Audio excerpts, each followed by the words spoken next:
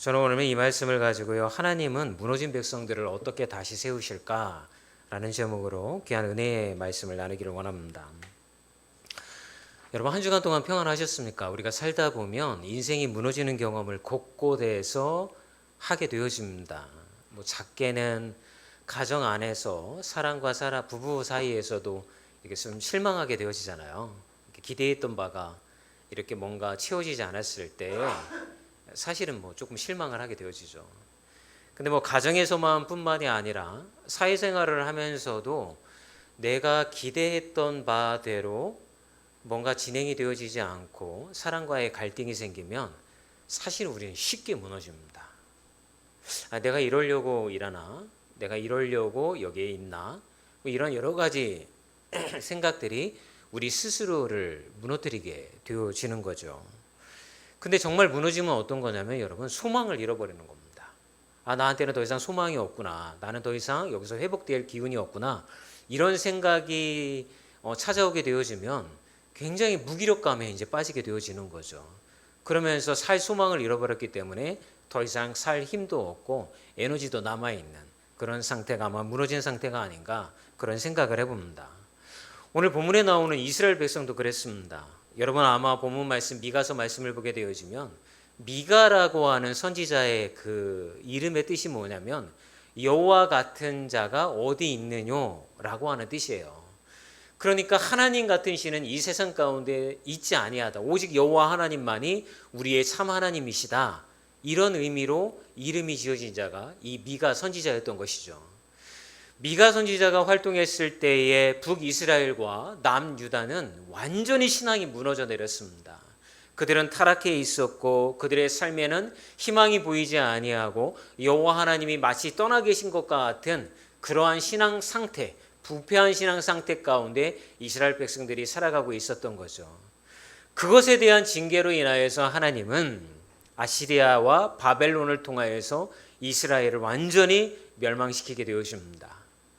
누차 여러분들에게 말씀드렸던 것처럼 그런 멸망의 길 가운데 나라를 잃은 슬픔이 있는 백성들이 느끼는 공허함은 이루 말할 수 없었던 것이죠. 그래서 하나님이 우리를 버리셨구나. 우리는 더 이상 이 땅 가운데 여호와 하나님의 보호하심을 받으며 살아갈 수가 없구나 라고 하는 완전히 밑바닥까지 내려가는 절망 가운데 이 백성들이 놓였을 때 미가 선지자가 딱 나타나서 이런 얘기를 합니다. 왜 너희들 이 나라가 멸망당하는지 아냐? 우리가 하나님 앞에 똑바로 신앙생활을 하지 않았기 때문인 거야. 이건 당연하게 우리에게 찾아온 하나님의 심판인 거야. 우리가 해야 할 일은 지금 우리의 선조들의 죄를 회개하고 우리의 죄를 회개하는 마음으로 무릎을 꿇고 하나님 앞에 간구해야 되는 거야.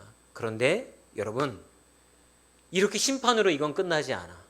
마냥 우리가 하나님 앞에 회개하고 나아가면 하나님은 우리나라를 다시 회복시키고 다윗 시대와 같이 우리에게 은혜를 허락하시는 하나님이야. 그러니까 우리가 소망을 잃지 말자, 이런 위로의 말씀으로 나중에는 이 백성을 위로하였던 것입니다. 여러분, 왜 하나님을 예배드리면서도 그렇게 불의한 신앙생활을 하고 이스라엘 백성들은 타락의 길을 걸어갔을까요? 여러분, 정답은 하나인 것입니다. 세상이 추구하는 힘을 이스라엘 백성들도 추구했기 때문에 그런 거예요. 여러분, 말로 표현하면 이게 어렵게 들리지만 이런 겁니다. 우리도 세상이 추구하는 힘을 추구하며 살아가고 있지 않습니까? 우리 청년들하고 이야기를 나누다 보면 이런 얘기를 해요. 너희들 꿈과 비전이 뭐냐? 그랬더니 돈 많은 백수가 꿈입니다. 웃자고 하는 소리지만 그게 한마디로 표현해 줄 수 있는 거예요. 여러분, 젊은 세대들은 고생하기를 원치 않아요. 삶이 넉넉하고 좀 자유롭게 살면서도 힘든 일을 하지 아니하고 고생하지 아니하고 사는 게 인생의 꿈이자 목표인 거예요. 여러분, 그런 삶을 살려고 하면 무엇을 소유해야 합니까? 돈이 있어야 되는 거죠. 이 세상의 돈은 무엇을 나타내는 겁니까? 힘을 나타내는 거예요. 그래서 흔히 우리가 이야기할 때 이스라엘 백성들이 섬겼던 이방신 중에 가장 큰 신 암몬이 곧 이 세상의 돈이다 라고 우리가 이야기하고 있는 거예요. 그런 것을 추구하면서 살다 보니 하나님의 심판 가운데 놓이게 되어지고 그들은 절망의 길 가운데 내몰릴 수밖에 없었다라고 하는 것이죠. 혹시 여러분, 우리도 마찬가지지 않습니까? 우리는 어디에만 포커스를 맞추고 있습니까? 하나님, 내가 절망 가운데 있습니까? 나 회복시켜 주십시오. 내가 상처받았습니까? 회복시켜 주십시오. 그러나 그 전에 우리가 깨달아야 할 것이 있는데, 나는 정말 예수님이 걸어가시는 삶을 추구하며 살아가고 있는가? 예수님이 이 땅 가운데 우리에게 오셔서 보여주셨던 사랑과 인애와 헌신과 그분의 삶을 우리는 따라가기를 원하고 있는가를 짚어볼 필요가 있다라고 하는 거예요.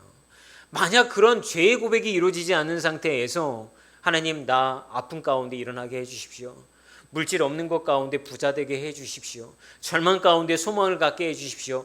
라고 한다면 그것을 통한 그 끝은 무엇입니까? 결국 내가 세상 가운데에서 다른 사람들보다 인정받는 삶, 세상 사람들에게 자랑할 만한 삶을 살게 해달라고 하는 번영신학과 기복신앙으로 우리는 타락의 길을 걸어가는 인생이 되어질 수밖에 없다라고 하는 겁니다. 그러나 이 시간 우리가 나와서 예배 가운데 고백해야 될 것은 무엇입니까?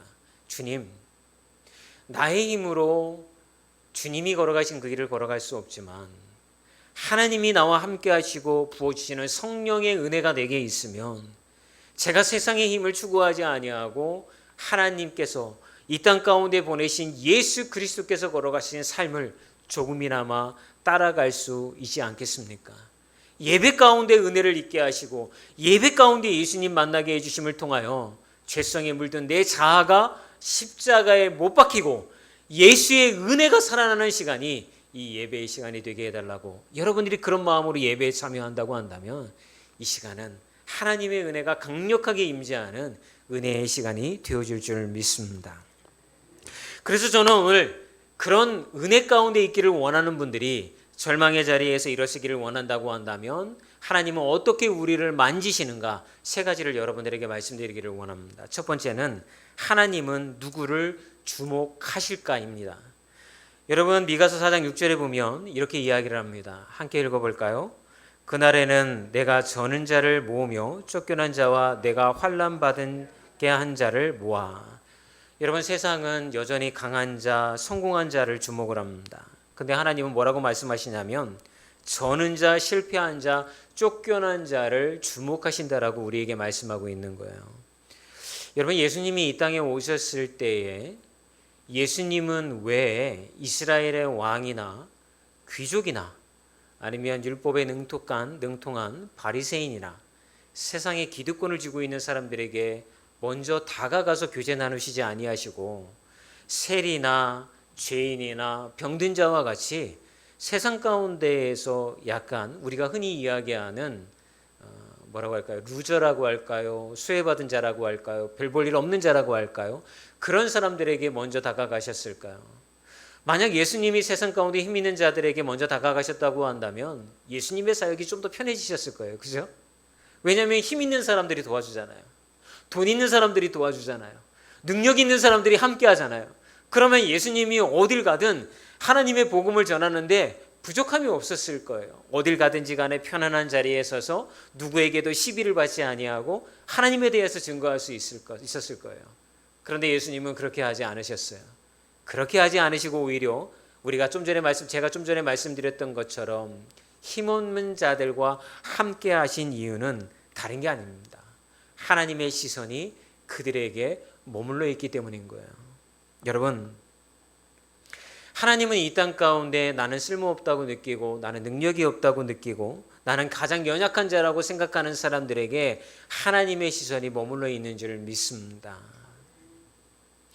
이 말씀이 여러분들에게 저는 위로가 되었으면 좋겠어요.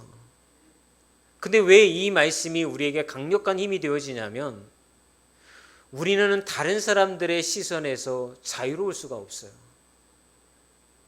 여러분, 우리가 인생을 조금 살아보면 사람들은 어떤 사람들을 좀 좋아합니까? 좀 잘 베풀고 가진 재산도 있고 사회적인 위치도 좀 있고 그런 사람들을 가까이 하기를 원해요. 그리고 나도 그런 사람들과 함께 하는 거예요. 우리가 누군가를 만나면 자기소개를 할 때 이렇게 소개를 합니다. 제가 구청장하고 굉장히 친합니다. 나 구청장하고 사우나도 같이 가는 사람입니다. 영화 보면 그런 대목만 나오잖아요. 너희 경찰서장하고 나 사우나도 같이 하는 사람이야. 이런 대사가 나오잖아요. 그런 이야기를 하는 이유는 뭐예요? 그만큼 나는 세상에서 힘 있는 사람이라는 거를 자랑하고 싶은 거예요. 그런 시선으로 평가받기를 원하는 거예요.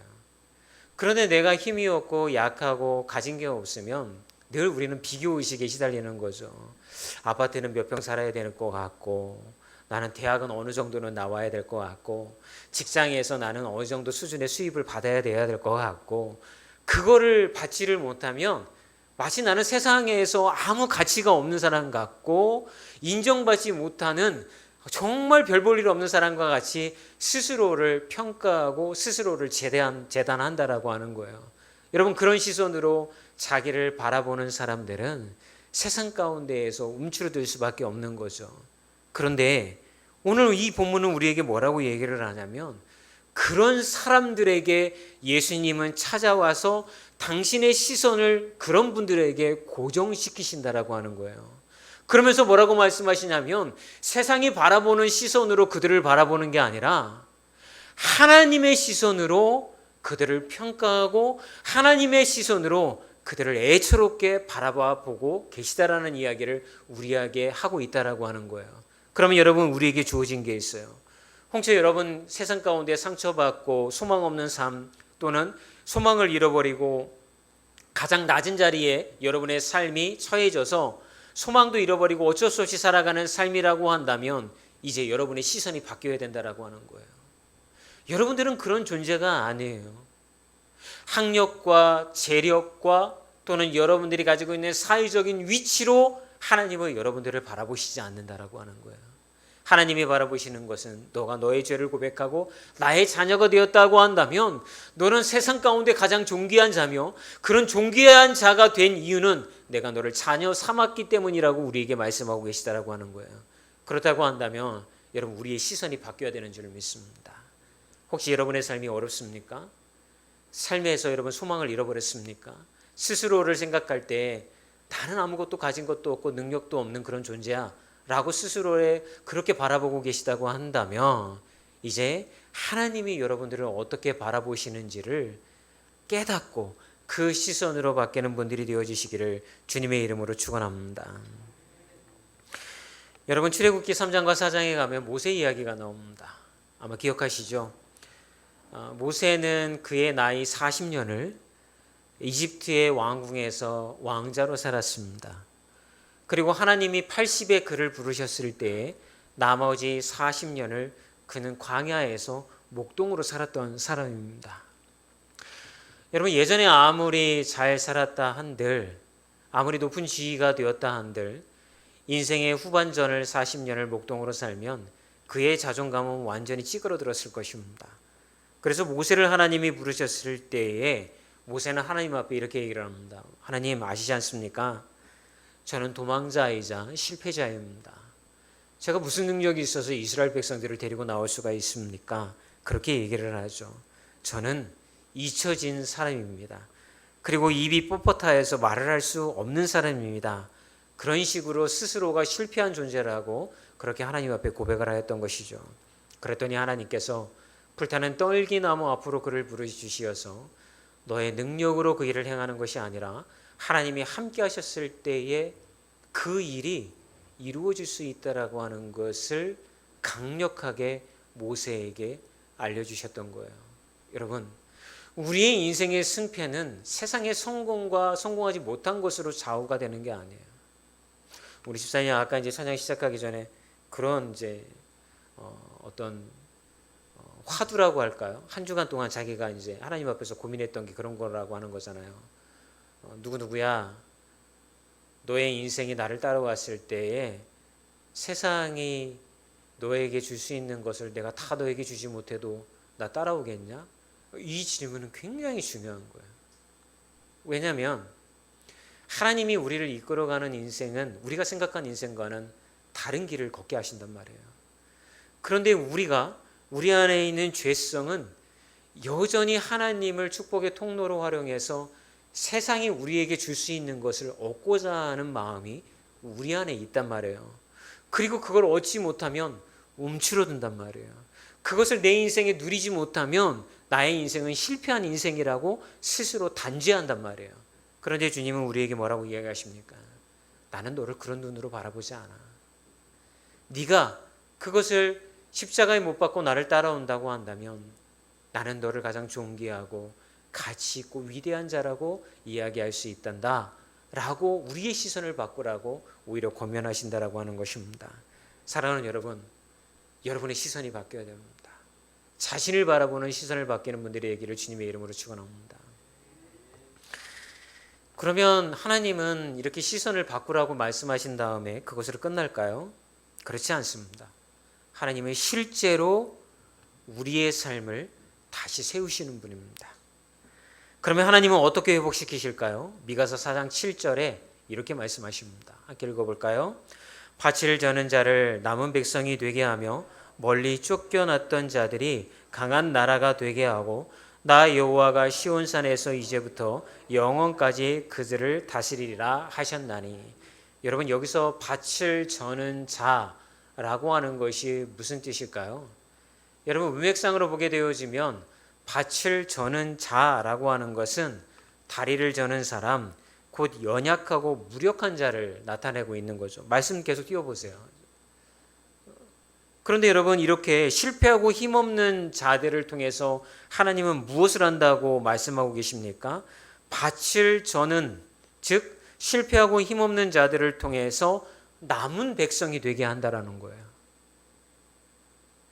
여러분, 주님 안에서 주님의 나라를 회복할 때에 하나님의 백성이 필요합니다.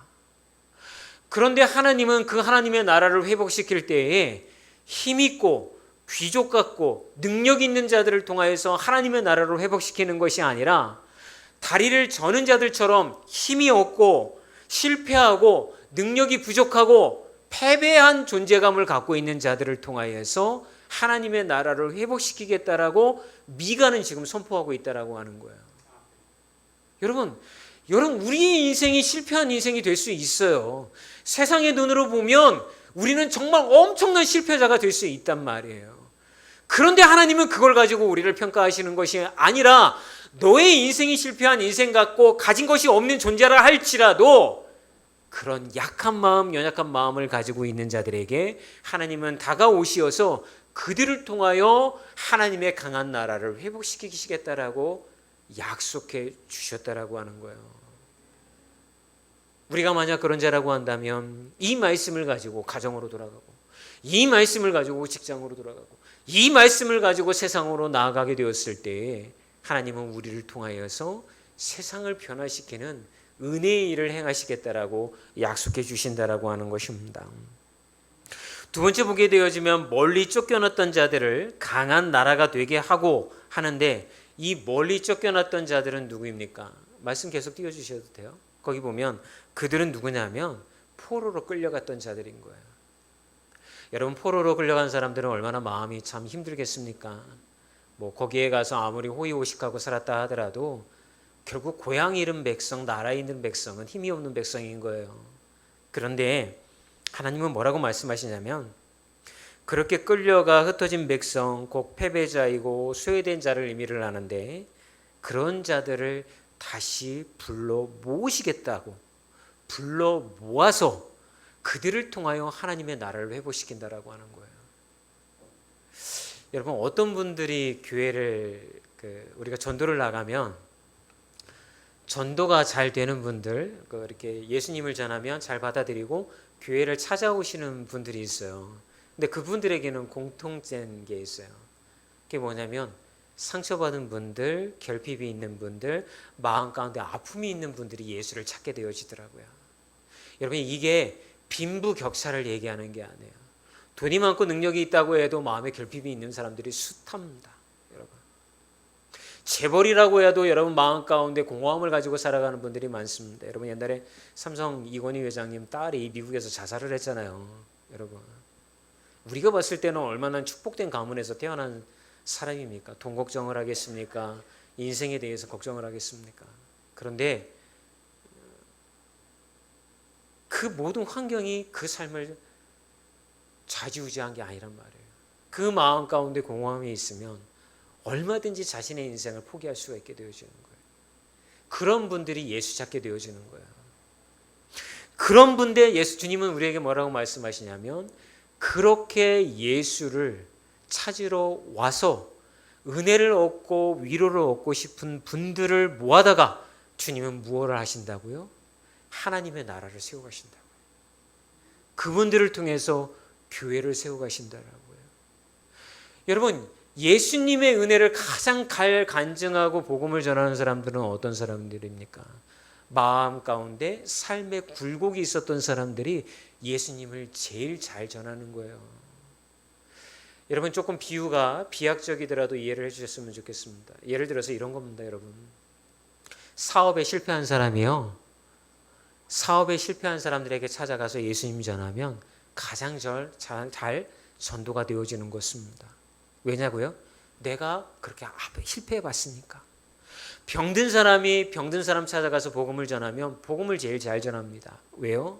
나도 아파 봤으니까. 그런데 예수 믿고 다시 일어섰으니까. 그러니까 그가 전하는 복음의 능력에는, 말씀에는요, 능력이 있는 거예요. 그런데 우리가 생각하는 것처럼 삶의 굴곡이 없는 사람들, 평탄하게 산 사람들, 그런 사람들이 평탄하게 산 사람에게 찾아가서 야, 예수님 믿어야지, 교회 와야지, 하나님 만나야지, 아무리 얘기해도요, 여러분 귀에 들어오지 않습니다. 그들도 그냥 복음을 전할 때 전해야 되는가 보다 하니까 전하는 거지, 그 마음 가운데 간절함이 없게 되어지는 거예요. 그런데 오늘 이 말씀은 우리에게 뭐라고 얘기합니까? 세상 사람들은 실패자를 무시하지만, 능력 없는 사람을 무시하지만, 하나님은 그런 능력 없고 무시당한 사람들을 모아다가 예수 만나게 해주시고, 예수 만난 사람들을 통하여 하나님의 교회를 세워 나간다라고 하는 것을 이야기를 해주시는 거예요.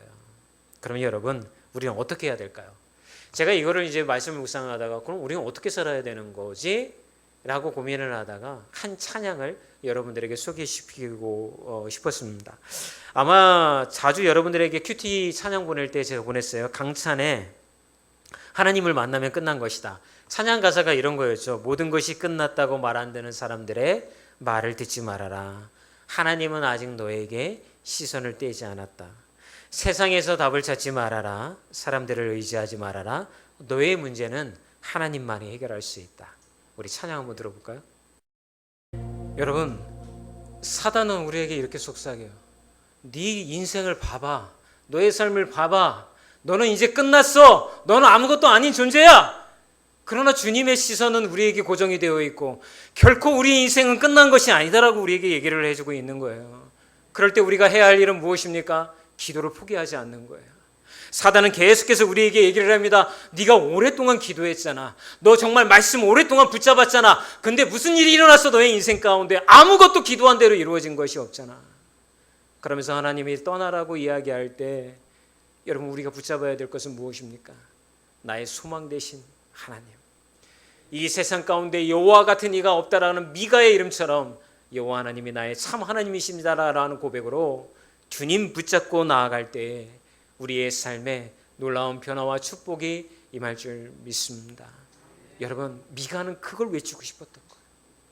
그걸 이스라엘 백성들에게 왜 너희들이 절망하고 좌절하지 말아야 하는 이유를 그걸 얘기하고 싶었던 거예요. 그런 삶 가운데 우리 하늘드림 공동체가 하나님 붙잡고 나아가는 복된 자리가 되어지기를 주의 이름으로 축원합니다.